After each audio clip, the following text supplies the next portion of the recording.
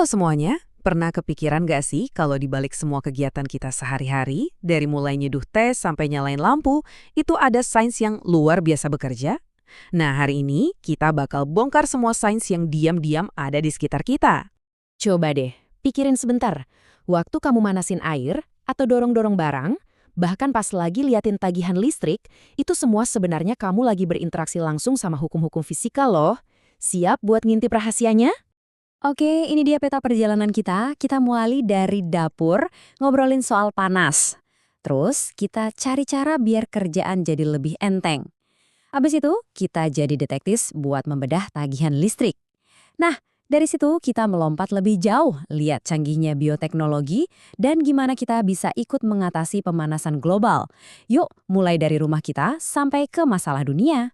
Oke, kita mulai dari hal yang sederhana banget ya, yaitu manasin air buat bikin teh. Kelihatannya sepele, tapi di baliknya itu ada perhitungan fisika yang presisi banget. Oke, ini data-data yang kita punya. Kita mau manasin air seberat 5 gram, suhu awalnya 10 derajat Celcius, dan kita mau suhu akhirnya jadi 40 derajat. Nah, yang terakhir ini, kalor jenis, gampangnya ini tuh kayak harga energi yang dibutuhin buat naikin suhu si air. Setiap benda punya harganya sendiri. Nah, ini dia mantranya.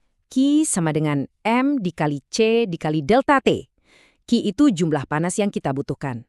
Kerennya, rumus ini ngehubungin 3 hal. Seberapa banyak bendanya, sifat benda itu sendiri, dan seberapa panas kita mau buat benda itu. Simple tapi powerful kan? Sekarang, yuk kita hitung bareng-bareng. Gampang kok. Langkah pertama, cari dulu perubahan suhunya. Suhu akhir dikurangi suhu awal. Jadi, 40 dikurangi 10, hasilnya 30 derajat. Langkah kedua, tinggal masukin semua angkanya ke rumus tadi. 5 dikali 1 dikali 30. Udah kebayang kan jawabannya? Dan inilah dia, kita butuh 150 kalori energi panas. Jadi, lain kali kamu nyeduh teh, ingat ya, kamu tuh bukan cuma manasin air, tapi kamu lagi melakukan perhitungan energi yang akurat. Keren.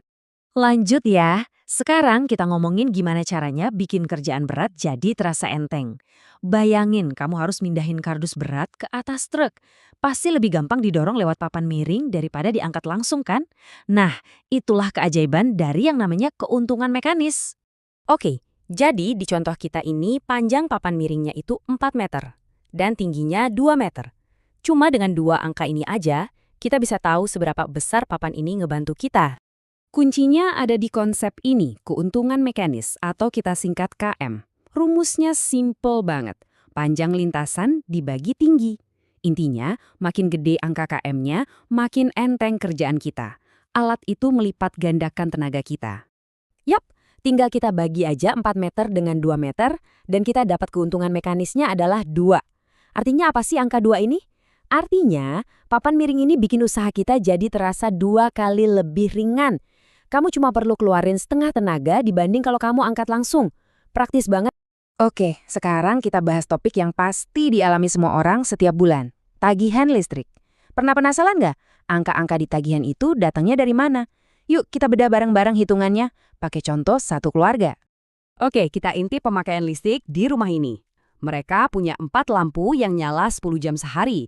Terus ada 1 TV yang ditonton 5 jam dan 1 setrika yang dipakai 2 jam. Ini dia potret pemakaian energi harian mereka. Sekarang bagian serunya, ngitung biayanya. Pertama, kita totalin dulu energi harian dalam satuan watt hour, terus kita ubah ke kilowatt hour atau kWh, ini satuan yang dipakai di tagihan. Kalau udah kita kali 30 hari biar dapat pemakaian sebulan. Terakhir, tinggal dikali sama tarif listrik per kWh-nya. Dan ini dia totalnya. Biaya listrik keluarga ini sebulan adalah Rp96.750. Tuh kan, kalau kita paham cara ngitungnya, kita jadi bisa lebih sadar sama pemakaian energi. Siapa tahu bisa hemat kan? Nah, dari panasnya teh sampai detail tagihan listrik, kita udah lihat kan gimana sains bekerja di sekitar kita. Praktis banget. Sekarang, yuk kita zoom out. Kita lihat gimana prinsip-prinsip sains yang lebih besar lagi ikut ngebentuk dunia kita. Selamat datang di dunia bioteknologi modern.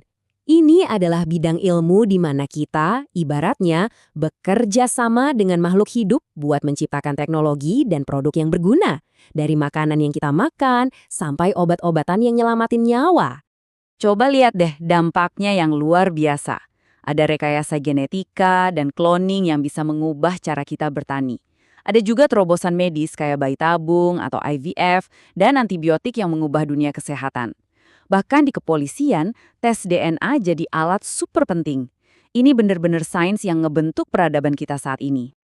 Oke, topik terakhir kita adalah salah satu tantangan terbesar umat manusia saat ini, pemanasan global. Masalahnya emang besar, tapi untungnya sains juga nunjukin kita jalan keluarnya lewat berbagai usaha nyata. Dan solusinya itu datang dari banyak sisi. Reboisasi itu ibarat kita menyembuhkan paru-paru planet kita. Energi terbarukan itu cara kita ganti menu makanan energi jadi lebih sehat. Nah, 3 sisanya, reduce, reuse, recycle, hemat energi, dan transportasi ramah lingkungan, itu adalah aksi-aksi hebat yang bisa kita mulai dari diri kita sendiri, setiap hari.